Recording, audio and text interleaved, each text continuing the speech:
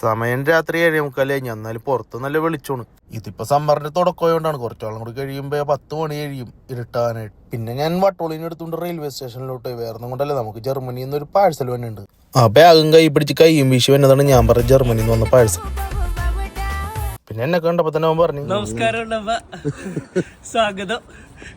താമസിപ്പിച്ചൊന്നുമില്ല, അവൻ എടുത്തേക്കണ റൂമിലോട്ട് ഞങ്ങൾ വട്ടോളിനെ കൊണ്ട് അങ്ങോട്ട് പോയി.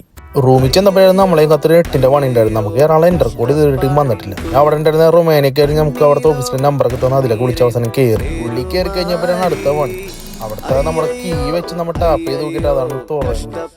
ഏറെ നേരത്തെ പരിശ്രമത്തിന് ശേഷം അരവിന്ദ് അത് കണക്കിൽ തുറന്നു. പിന്നെ ഉള്ളിൽ കയറിക്കൊണ്ട് റൂമൊക്കെ ഒന്ന് മൊത്തത്തിൽ നോക്കി. കൊള്ളാം, എന്തായാലും സെറ്റപ്പൊക്കെ അടിപൊളിയാണ്. പിന്നെ ഞാൻ അവിടെ നിന്ന് നേരെ ടോയ്ലറ്റിൽ കയറി നോക്കി. ഭാഗ്യത്തിന് കഴുകാനുള്ള സെറ്റപ്പ് ഒന്നുമില്ല, നമുക്ക് പേപ്പർ തന്നെയുള്ളത്. ജർമ്മനിയിലും ഇതുപോലെ തന്നെ പേപ്പർ തന്നെ ആകണതിന്റെ പേരിൽ പ്രശ്നം ഉണ്ടാവില്ല. പിന്നെ ഞങ്ങൾ അവിടെ നിന്ന് റൂമിൽ നിന്ന് ഇറങ്ങുന്നതിന് മുമ്പ് പിന്നെ ഞങ്ങൾ കീ വർക്ക് ചെയ്യുമോ എന്നൊക്കെ ഒന്ന് നോക്കി. ഭാഗ്യത്തിന് അത് വർക്കാണ്ട്. പിന്നെ നേരെ റൂം അടച്ചുകൊണ്ട് നേരെ എൻ്റെ വീട്ടിലോട്ട് അങ്ങോട്ട് യാത്ര ചെയ്യും. വീട്ടിൽ ചെന്ന് എല്ലാവരും കണ്ടു കഴിഞ്ഞപ്പോൾ അവൻ ഉടുക്കത്തെന്നാണ്. കൈയൊക്കെ കൂപ്പി നമസ്കാരമൊക്കെ പറഞ്ഞു. പിന്നെ അധികം താമസിപ്പിച്ചില്ല. അവന് ഞാൻ നേരെ വിളിച്ച് ഫുഡ് കഴിക്കാനിരുത്തി. ഫുഡ് കഴിക്കാനിരുന്ന് കഴിഞ്ഞപ്പോൾ അവൻ എന്നോട് പറഞ്ഞു ഒരു കുഴപ്പമുണ്ടില്ല, കഴിക്കില്ല. പിന്നെ ഒന്നും നോക്കില്ല, ഞാൻ തന്നെ അത് തീർത്ത്.